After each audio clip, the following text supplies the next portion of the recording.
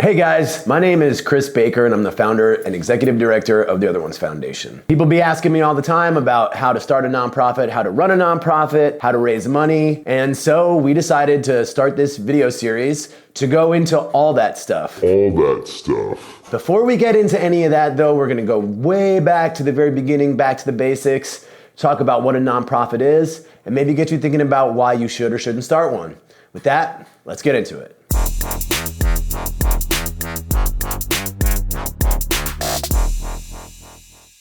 Let's talk about what a nonprofit is.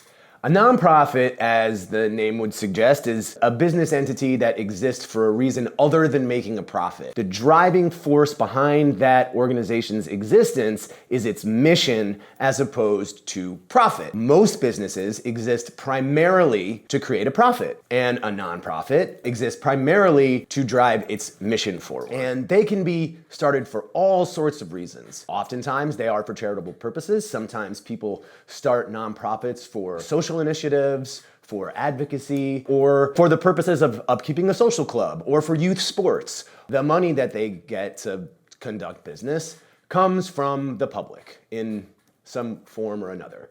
And some of that money might come from public foundations, it might come from individual donors, in some cases it might come from the government. Not all nonprofits are 501c3 organizations. There are actually, I think, 30 different tax designations that you can get from the IRS after starting a nonprofit, but you have to be a nonprofit in order to qualify for those exemptions. Now we're gonna get into all this stuff.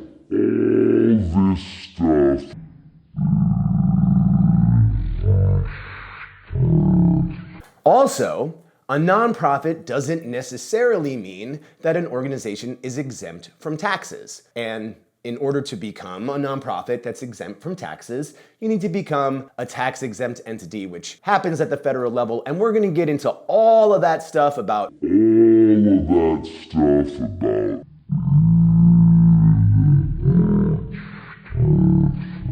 what kind of tax designation is right for your organization and how to write your mission statement, how to create your vision statement. Those are all things that we'll talk about, but right now we're gonna go to the basics and just talk about what it is that you wanna do, how you wanna do it, and why you wanna do it. It's very likely that the reason that you're watching this video is because you have just had some sort of world-changing idea that can better your community in one way or another.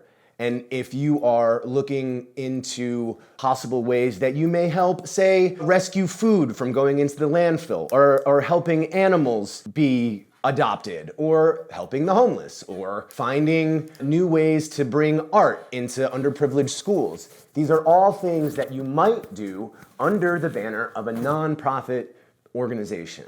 Remember, a nonprofit exists primarily to serve its mission.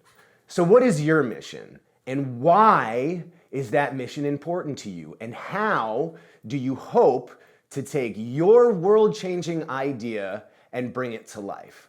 There are lots of ways that we can do this, and it doesn't always necessarily mean that the best way to get there is to start a nonprofit. But if you're like me, nothing's gonna stop you from starting a nonprofit. So let me give you a few tips of things you might wanna do before you get started to make it a little bit easier. The first thing is you really want to evaluate why it is that you want to pursue the mission that you want to pursue. Is it only because of your world-changing idea? When I was starting the Other Ones Foundation, I had what I thought was a great idea, something that I thought could really help serve my community in a really profound way. As I got into doing the research and speaking to the population that was to be served by my world-changing idea, I discovered that that idea on its own, in the way that I had conceived it, was not exactly the best thing for my community. It didn't serve the gap that existed in my community. Going out and looking into the subject area that you're concerned about is a really good first step. Go out and learn about the issue that you're trying to work to solve.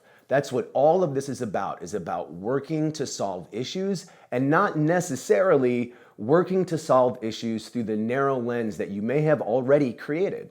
You should definitely consider starting a new organization if you have identified a gap in your community's response to the issue that you're hoping to respond to. A good place to start is to go and find an organization that's already doing work in the subject area that you're concerned about.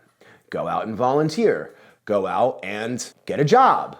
A good place to start may be by dusting off the old resume and going out and finding an organization that already exists and try to get in on the ground floor with that organization and see how it functions. You may go out and discover that your world-changing idea, while maybe good on paper, it needs a lot of work. It needs a lot of tweaking in order to actually be effective and actually fill the gaps that exist in your community. Are you prepared to pivot? Are you prepared to change course? Are you prepared to rethink your approach to solving big problems? If you're prepared to do those things because the issue that you're concerned about is what's driving your desire to start a nonprofit, then you're on the right track.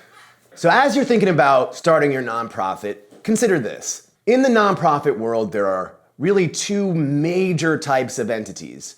And it's more complicated than this, and we'll break this down more further in the future. But there are organizations that exist to actually do the work to solve the problem. And then there are organizations generally called foundations that exist to raise the money to give to the organizations that are working to solve the problems. So do you want to work to solve a problem, or do you want to be an entity that raises money to help solve the problems? And both are equally important to the landscape of good works in your community. You don't necessarily have to go out and start a nonprofit to raise money. There are all sorts of ways that you can do that by holding events or raising money online.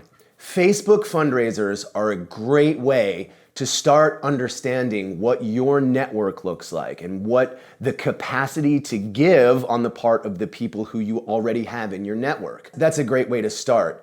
Calling people, hosting a phone bank, having a party at your house to bring awareness to a cause that you really care about is a good way to start figuring out if you want to be someone who resources a cause or somebody who actually does the work to create solutions to help your cause.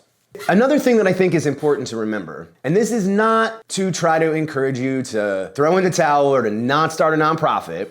The vast majority of nonprofits, I think it's about 85%, never go on to raise any money or to do any kind of work in the subject area that they're concerned about. And I think that's because the field tends to get very crowded, especially when we're talking about issues that are really important to everybody. So whether your issue is in the arts or foster care, homelessness, food access, maybe your cause is political. Whatever it is, it's important to go out and see where and how people are already responding to the issue that you're concerned about. So, you've done some research, you know what a nonprofit is, you've identified a gap in your community that your nonprofit could fill. The next step in putting your world-changing idea into action is going to be forming your nonprofit. So next time, we're going to talk about how to start a nonprofit entity, how to apply for tax-exempt status, how to build your board of directors so that you can take your world-changing idea and put it into action.